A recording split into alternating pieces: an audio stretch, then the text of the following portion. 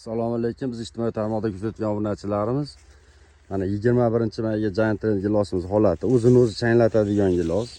Hosil qilmayapti deganlarga. Buni valovoy uch bilan bir xil pishadi. Mana hosili.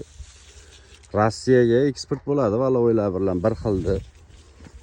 Kalibrlari ham unaqa mayda emas, hammasi yaxshi kalibrda. Qo'shmaqlari ham bo'ladi. Qo'shmaqlari ham lekin ko'pi bir xil. Mana shu holatda. Kalibrlarni o'lchab ko'rsatadigan bo'lsak, kalibrlari 28, 27, 30 gacha bo'ladi. Mana misol 28, 6 uzilyapti bugun. 27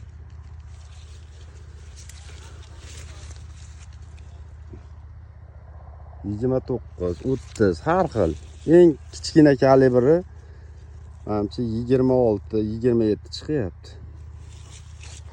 Kimga ushbu gilos ko'chatlardan kerak bo'lsa, bemalol bizga murojaat qilaverasizlar. Mana hosili.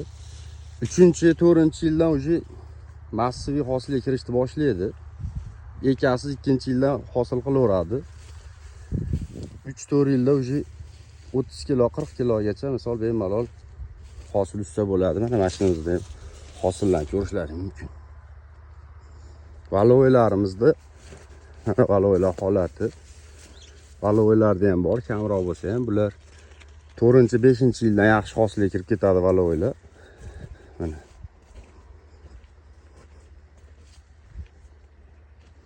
Skina sorti bular, mana ular skina. Skinalar ham hosil yaxshi, o'zini o'zi changlatadigan gilos.